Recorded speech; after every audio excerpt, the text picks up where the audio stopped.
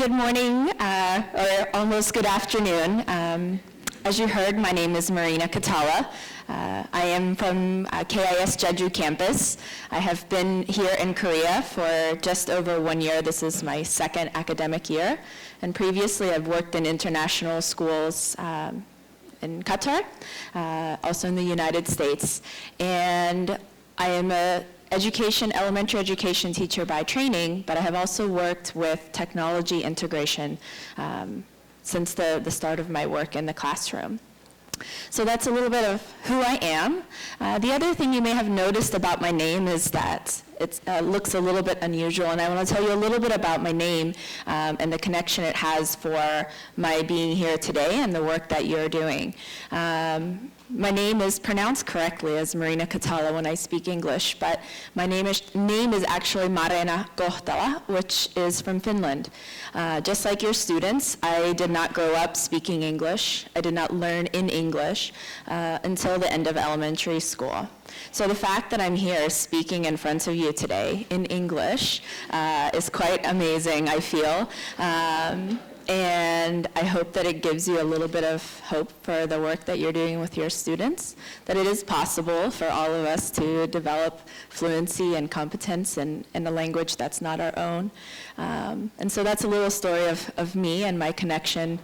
So although I haven't worked specifically in teaching English to students, I have been one of your children. I have been one of your students who has been learning English and learning in a language that is not her own. So today, I'm going to talk to you a little bit about what digital literacy is and the idea that literacy or the competence in digital tools is more than just being able to consume information through those tools. Your day is full of presentations with wonderful tools and examples of how to bring this to life, but I want to begin by exploring what is this literacy all about? What are the skills that our students need to be literate in digital tools?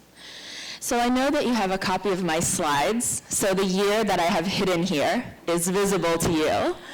But the point was, these standards were released as the guide for what we expected our students to achieve in a certain year, and that year is 1998. Now, in 2019, these are no longer the relevant skills that our students need to be literate in digital technologies. In fact, this is the revision that the Iste Standards have taken. Iste is the International Society for Technology for Education, and it's an international organization based out of the United States with an annual conference, and I highly recommend using and checking out their resources that are free for educators. But they provide research-based tools and information guides for teachers, for administrators, for technology coaches. And the work that they have done to revise the expectation for students has transformed from those 1998 standards, where the expectation was for students to learn these technology skills in a computer lab with a computer teacher who directed that learning and directed the acquiring of those new skills with those tools. And we see a shift now to 2016. The latest Iste Standards for students were released in 2017, and the focus is no longer about we learn technology in a computer lab from a computer teacher. It's about how we incorporate that technology into all of the work that we do in all of our classrooms, so that it is learner-driven, driven by students and driven by the needs that our students have to live in a world that is full of digital tools and information. So we have a responsibility to prepare our students and give them tools to be literate in these new digital tools and this new digital world that we live in. So what is digital literacy? It's not just about consuming or reading something on an iPad rather than a book. It's more than just taking in that information. It's about being able to evaluate that content. Previously, books that were published we knew that the information was accurate and true because it was verified by the company who published that information. But now we have to take an added step of evaluating what is the source of this information? Is this a reliable, credible source before we just assume that everything is true? And that's a skill that many of us, even as adults, still practice. Because there's so much information on the internet, we have to know how to evaluate, is it reliable? Interpret the meaning of that information, analyze the content, and create. Digital literacy is not just about being able to take in information, it's about being able to use the tools to create. Digital tools that we'll talk a little bit about for a specific purpose and for a specific audience. Having the ability to create a PowerPoint presentation such as this today is only meaningful if it is geared for a specific purpose and for a specific audience. If I was speaking to students, I wouldn't be using the words that I am. I might have different content. So that is part of the literacy that students need to have in using digital tools, how to create information for a specific purpose and audience. So these are the new Iste Standards released in 2017 for students. This is what we expect now of our students in the year 2000, in present day 2019.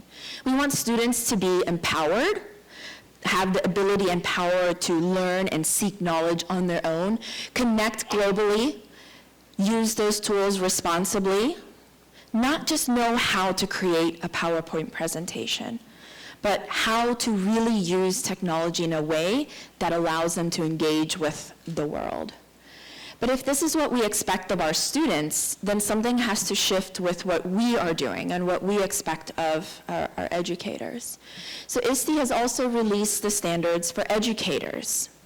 As educators, it's no longer enough that we have the knowledge that we pass on to our students. We have to change the way that we do things if we want our students to be these things.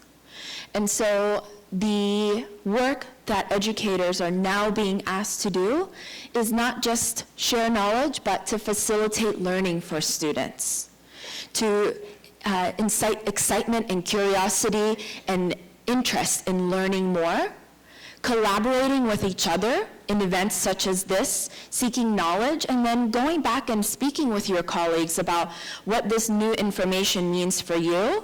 Is it relevant? What points work for you? And collaborating to make a change in the way that we run our classrooms in order to be able to have students who are capable of using those technology tools in a new way. So here they are side by side. If we want to see this in our students, we have to change what we're doing as educators. The Iste Standards, as I said, are completely free online from the Iste website. There are resources and rubrics and guides for how to incorporate this into your classroom. And today, I'm going to just focus on a small part of something that you can do to change your practice. I'm going to be speaking about a tool called Seesaw. Seesaw is a completely free tool. There are portions that you can purchase, but the gist of what I'm speaking about is all available for free, which is wonderful for you, as you may not have the ability to control the purchasing for your organization or your school. But I love tools, not just that are free, but that have education and students really at the core. And Seesaw is a tool that was developed with a kindergarten teacher on the actual founding board. So she was a part of developing the tool, and it's very evident in what they have created because it is created for students as young as kindergarten to be able to use independently.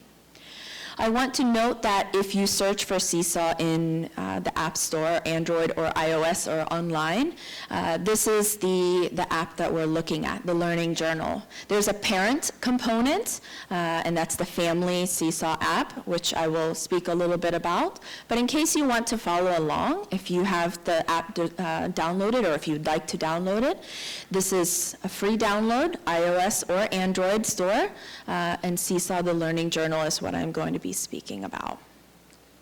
So what is this tool? When you create your Seesaw class, here's how it looks. A little bit like social media that you're used to, perhaps you're a Facebook user. Seesaw is a way that students can create, consume, share, and celebrate their learning. It's organized with the students here on the right side, and all of the content they create would come here on the on the left side. So what kinds of things can students do? What kinds of tools are built into Seesaw for you to use? Basically anything and everything that you could want or need your students to do. These are all of the tools that are built into Seesaw, the one app. So you don't have to have different tools that they're using to be able to create and produce meaningful work. I'm going to focus specifically on drawing first. It's the most robust tool that is a part of Seesaw.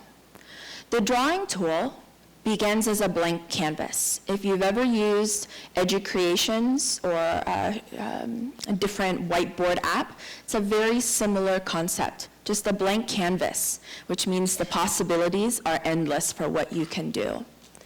The tools here on the left side, you have the ability to add text.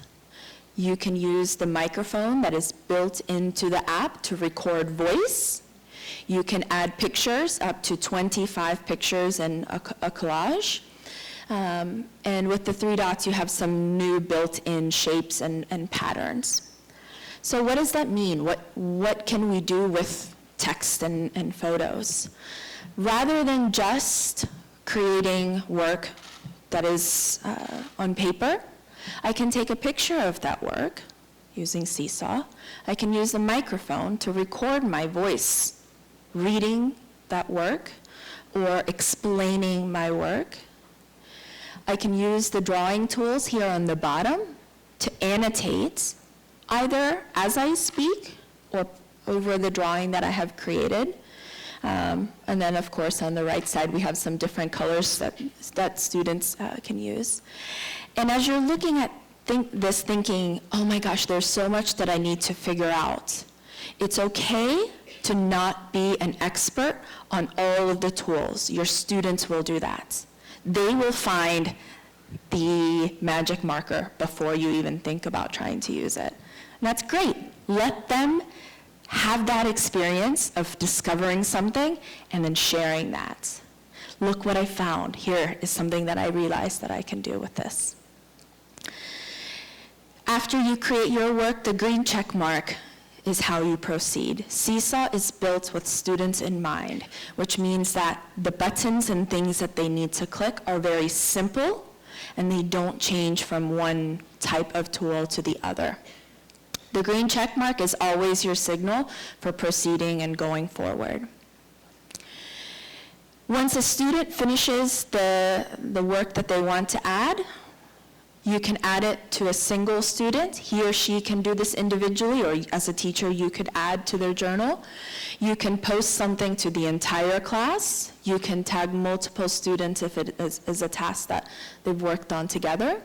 And that's as simple as that. It goes into the journal, and it looks just like this. And you might notice here or on your slides that right at the top of that picture, it says waiting for teacher approval. Nothing gets posted to their journal or their portfolio, or it is saved forever until you approve it. So as a teacher, you have full control over the work that you allow to be shared. That's important because many of our students will, as they're learning a new tool, explore. They'll make mistakes. They'll try things. and be a little bit silly, and we have to also allow for that. We have to give them some space to be children. And the teacher controls that are built into the app allow us to do that. So the other tools that I mentioned, there's the ability to add photos. When we add photos, they come into that drawing canvas and give us all of those same annotation tools. With videos, I can upload videos from any type of device that I've captured video with, and I can add captions to those. So I can capture a video of a student presentation, and they can add a caption of explaining what the work was that they have done. With a note, you can record your voice. So students could type something that they have written, and then they can record their voice to read that or explain that note. And all of these things that I'm mentioning here are part of Seesaw. They don't have to go to another tool or another program. It's all built into one platform that allows even our youngest students to do this independently. With the two tools on the bottom, the left one is the upload. You can add any type of file. If you're a Google Drive user, you can add content directly from Drive. Choosing that upload button, you select, and it converts the file automatically into either a PDF, if it was text, that doesn't make it editable by others. So let's say that students have created something in Google. I know that you learned about Google Classroom last year. You can add it using the upload directly from Drive. It allows you to search your files directly. And the link is another useful tool for adding content from any website or any tool that you learn about here or in other places. You can add that to this portfolio.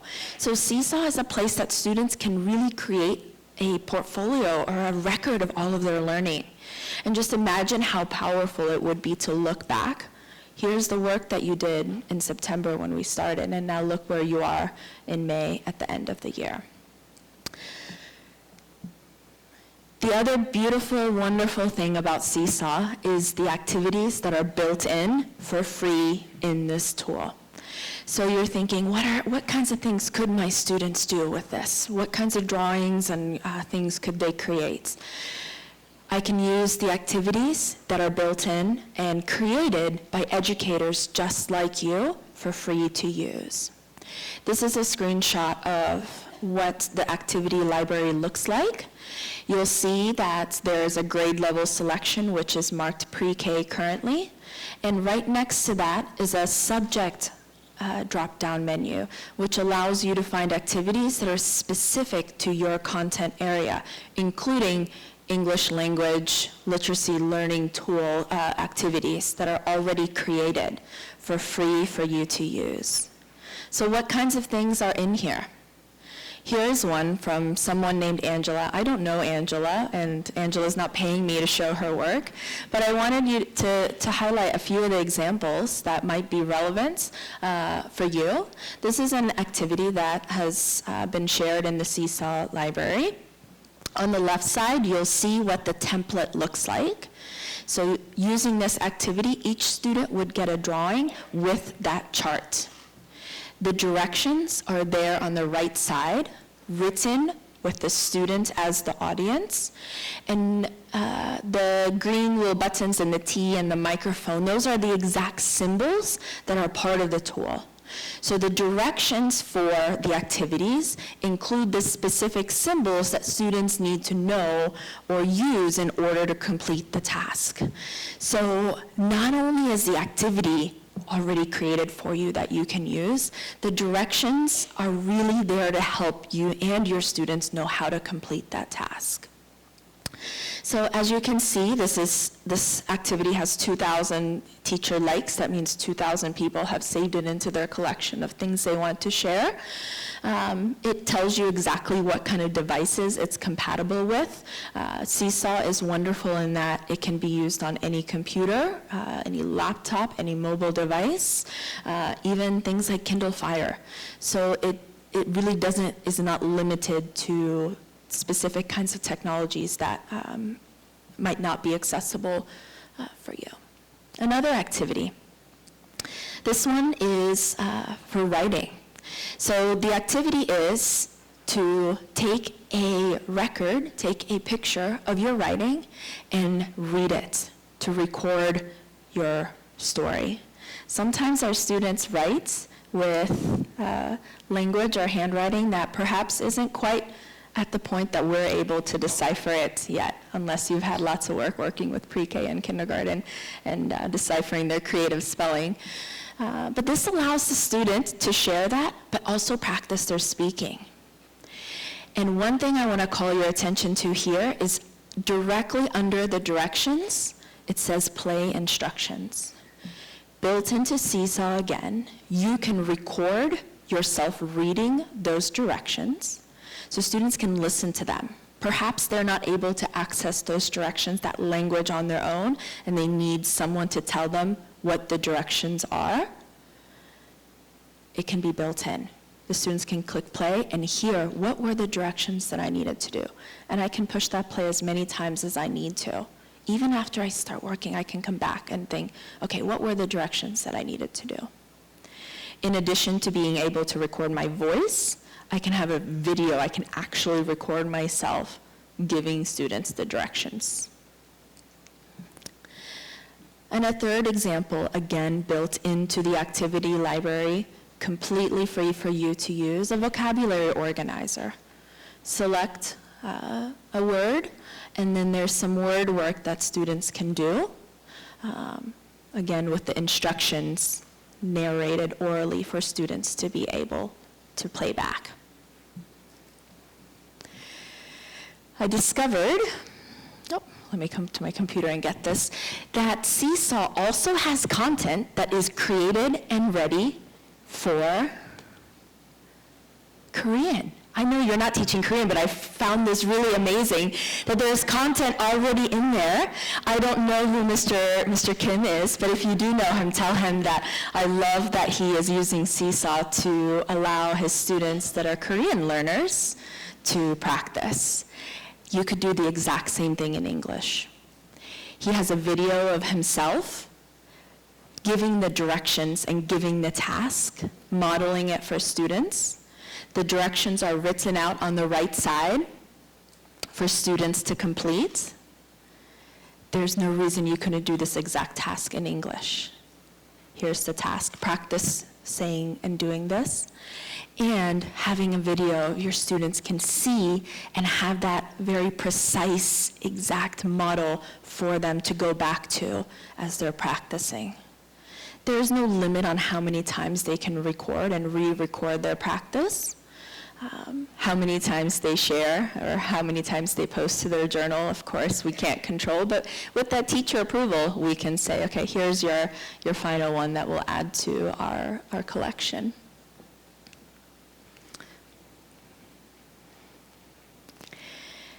When you're ready, you can also build your own activities. This is not where you start. Start with the activities that are already there, using the tools and work that other teachers have created. Find the things that are relevant. But when you're ready, you can create your own activities, anything and everything. You can attach templates from Google, from Microsoft, any type of file that you have available. You can add those voice instructions. And it's just as simple as clicking the button that says add voice instructions. You don't have to go into a separate tool or have technology skills yourself. Other than click the button, it will count down 3, 2, 1 to record, and you can add that in. So even as a teacher, if you are not feeling like, oh man, perhaps my own technology skills need a little bit of practice, the tools that are built into Seesaw are meant to be simple and easy for everyone to be able to access and use. As I said, this is not where you want to begin. Begin with the activities that are there and use those first with your students. I have 2 examples up here that I want to show you of student work that perhaps to help inspire you. On the left side, we have a word sort by a student, then narrated with his own words, reading those lists, reading that list of words. And on the right side is a student writing example.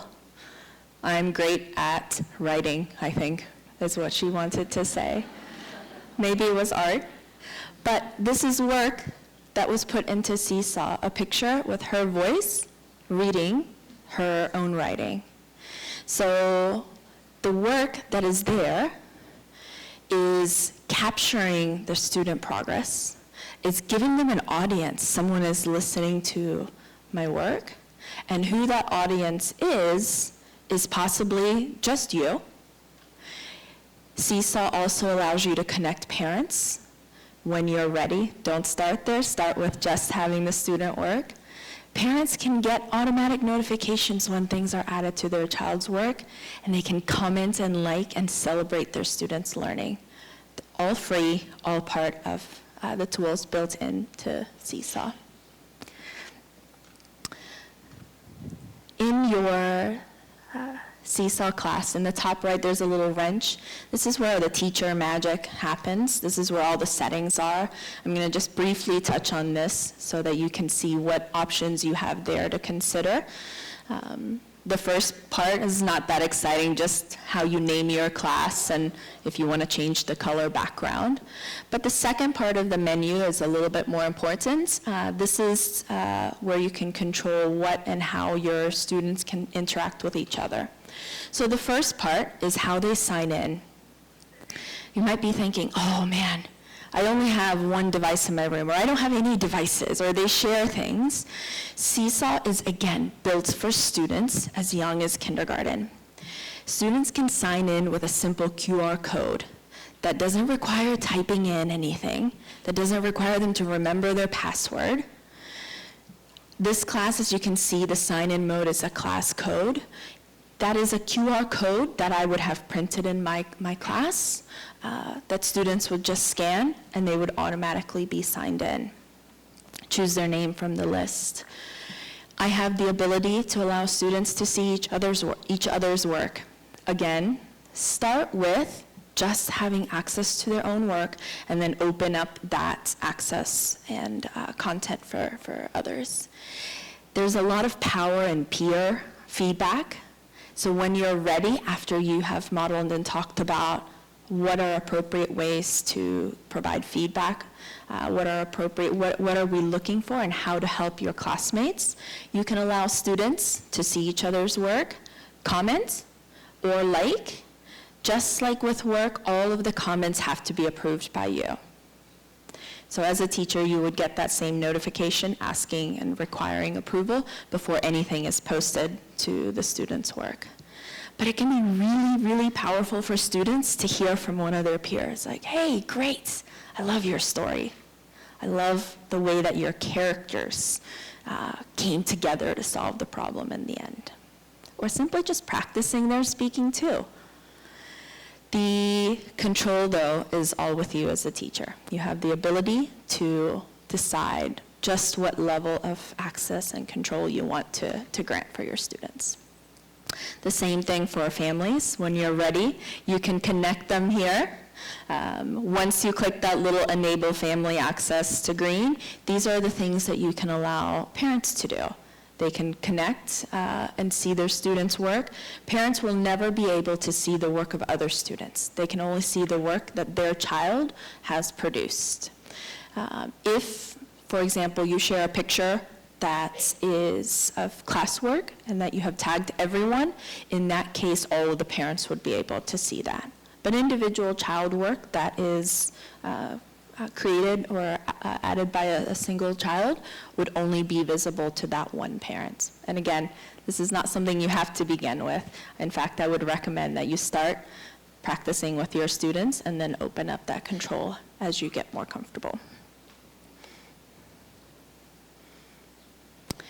The other wonderful thing that's built into Seesaw is this announcement tool feature. The announcement allows me to communicate either with my students or with my parents, sending updates and reminders.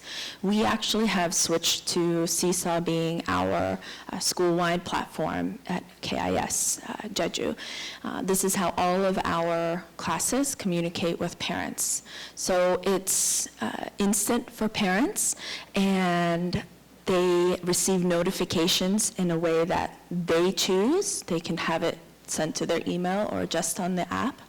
But when it's all in one place, it helps make their lives easier too, which makes your lives easier. The announcement tool allows you to add all of that same sort of content, pictures and words and attachments, and you can send directly to your students or families. So now I'm going to end with telling you a little bit more about tools that are not Seesaw. Some of these are things you may have heard about. Some of these are things that allow students to create that they can add then to their portfolios. But before I explain a few of these tools, the purpose of the digital tools is not just to replace what can be done on paper. It's really about developing that different literacy for students, the ability to create using digital tools with an audience and a purpose in mind. And it's about changing how and what we do as educators in our classrooms. In order to bring in these new skills, bring in collaboration and teach students to collaborate, we have to change what and how we are running and facilitating our classrooms. One of the tools up here, Flipgrid, here on the right side, the green one, is a wonderful, wonderful tool for students being able to practice speaking again, just like in Seesaw. It's just a video recording tool, but they can, again, comment and respond to each other.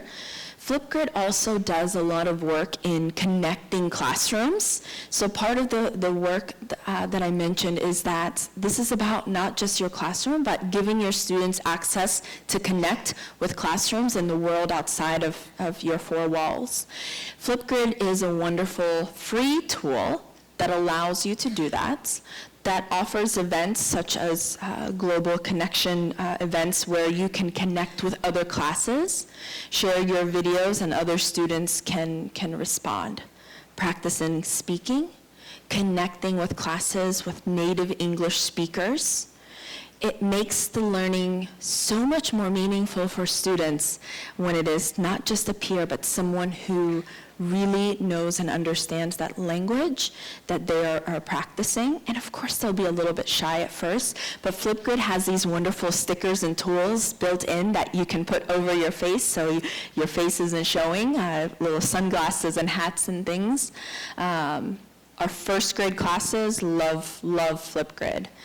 Yes, it takes a little bit of patience and practice as students are learning this new tool, but if you are a teacher of any elementary age, definitely check out Flipgrid.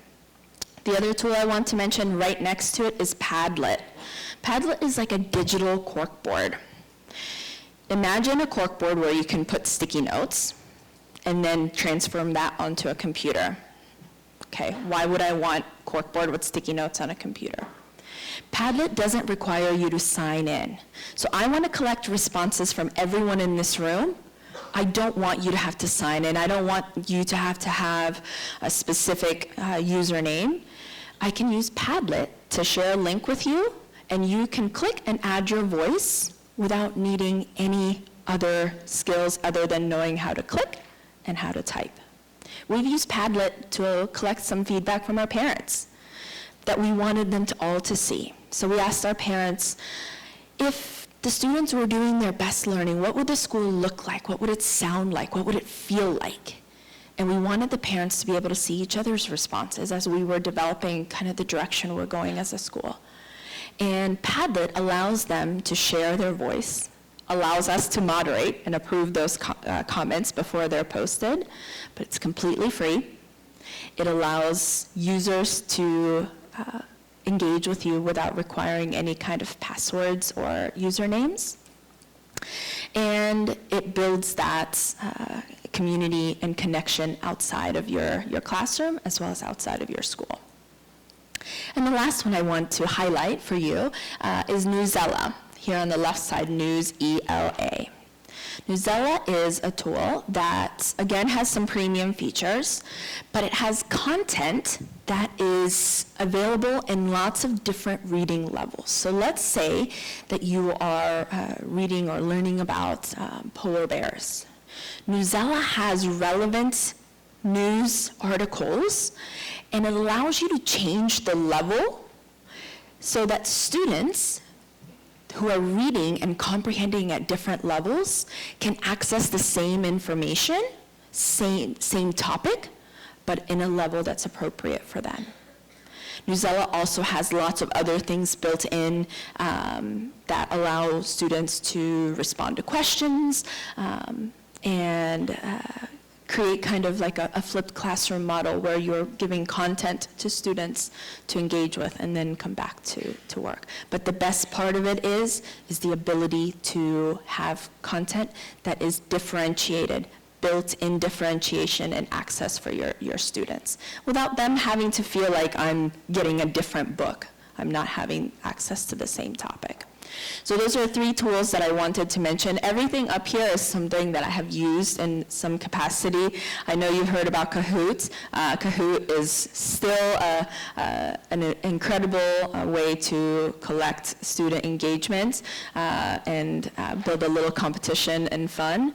If you don't have tools, Plickers, the blue, is a way that students can do the same thing, give their responses that doesn't require any devices other than the teacher having something. Students hold up a piece of paper that they turn based off how they want to answer, and with a teacher device you can scan and have all of the student responses at once. So I could again poll this audience and say, how do you feel about or which one of these is a triangle, and you would have a card that you would hold up in the correct way.